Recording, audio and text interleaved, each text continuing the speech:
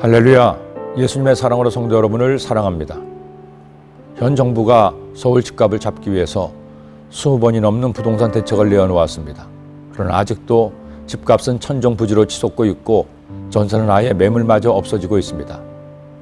정부에서는 집값이 안정되었다고 주장하지만 그 말을 믿는 국민은 별로 없는 것 같습니다.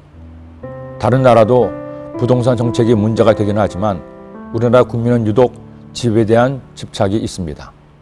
그러다 보니 평생 집 한 칸을 장만하는 것이 서민들의 가장 큰 꿈 중에 하나일 것입니다. 그런데 오늘 말씀은 아주 흥미로운 비유를 하고 있습니다. 그리스도인이 처소, 집으로 지어지고 있다는 것입니다. 그렇다면 그리스도인이라는 처소에 거하는 이는 누구일까요? 바로 성령님입니다. 너희도 성령 안에서 하나님이 거하실 처소가 되기 위하여 그리스도 안에서 함께 지어져 가느니라. 이 말씀은 참으로 중요한 신앙의 원리를 알려주고 있습니다. 우리는 에베소 교회 성도들은 예수님을 믿게 된 이방인은 원래 세상에 소망이 없고 하나님도 없는 자들이었습니다. 그런데 예수님께서 십자가에서 우리를 위해 죽으심으로 그 피가 우리의 죄를 씻어 하나님과 화목하게 하셨습니다. 그런 우리가 모여 교회를 이루어 예수님을 모시는 성전이 되어갑니다. 아울러 예수님을 믿게 된 그때부터 우리 안에 성령님이 거하시게 되는 것입니다. 여러분, 예수님을 나의 구주로 믿습니까? 그렇다면 여러분 더 이상 혼자가 아닙니다. 성령께서 내 영혼을 집삼아 처소 삼아 함께 계십니다. 내가 느끼든 못 느끼든 주님을 믿는 한 여러분은 성령님을 모시고 있습니다. 그리고 또 하나 기억할 것이 있습니다.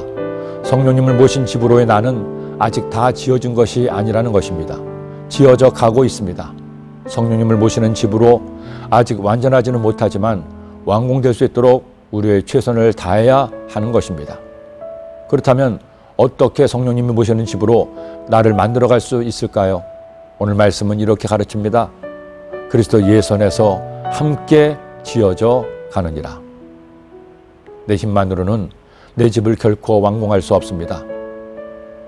예수님 안에서 예수님과 함께 나를 지어가는 것입니다.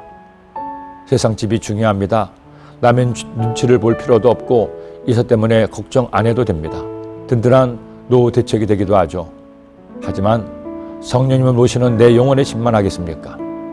하나님께서 내 육체의 집을 주셨다면 이제 더 좋은 집을 장만하세요.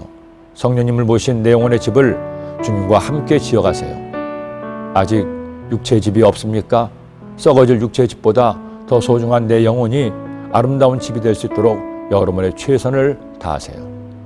생각해보면 수십억을 호가한다는 고급 아파트도 수백억이나 한다는 고가 주택도 내 육체의 숨이 끊어지면 아무것도 아닙니다.